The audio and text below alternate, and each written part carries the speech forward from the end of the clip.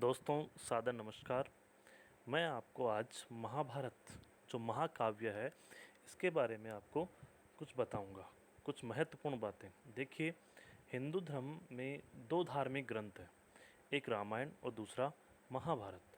महाभारत जो धार्मिक ग्रंथ है वो वास्तव में भगवान श्री कृष्ण की लीलाओं पर आधारित है। भगवान श्री कृष्ण ने धर्म के पक्ष में रहते हुए अधर्म तथा अधर्मियों का नाश किया था।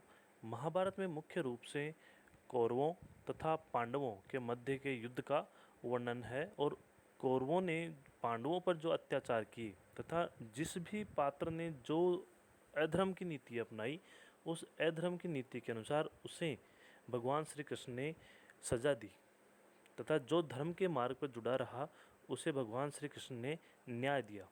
महाभारत के रचनाकार महर्षि वेदव्यास थे। महर्षि वेदव्यास ने भगवान श्री गणेश की सहायता से महाकाव्य की रचना की, यानी भगवान श्री गणेश ने महाकाव्य लिखा था। महाभारत के महाकाव्य, इसे महाकाव्य क्यों कहा जाता है?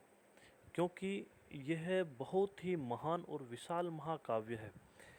इसकी महाकाव्यता का अनुमान इससे लगाया जा सकता है कि इसमें ये कहा गया है, इसका एक श्लोक है, उस श्लोक में ये कहा गया है कि संसार में जितनी भी घटनाएं घटित होंगी या हो चुकी हैं उनका संबंध महाभारत में कहीं न कहीं अवश्य है। यानी जो महाभारत में लिखा हुआ है वो आपको संसार में कहीं न कहीं अवश्य मिल जाएगा, और जो महाभारत में नहीं लिखा हुआ है वो आपको संसार में कहीं नहीं मिलेगा। इसलिए यह धार्मिक ग्रंथ इतना महान है। इस महाकाव्य में न्याय, शिक्षा, चिकित्सा, ज्योतिष, युद्ध नीति, योग शास्त्र, अर्थशास्त्र, वास्तुशास्त्र, शिल्प शास्त्र, काम शास्त्र, खगोल विद्या तथा धर्म शास्त्र का विस्तार से वर्णन किया हुआ है। यह महाकाव्य वेद, वेदांगों तथा उपनिषदों का सार है। इस महाकाव्य में एक विशेष बात यह है कि इसमें 18 की संख्या का एक विशेष योग है। कैसे? देखो समझिए।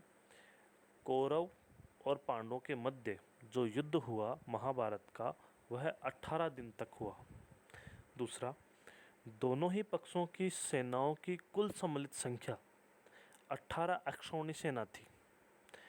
इस युद्ध में जो प्रमुख सूत्रधार थे युद्ध के, वो भी कितने थे? 18।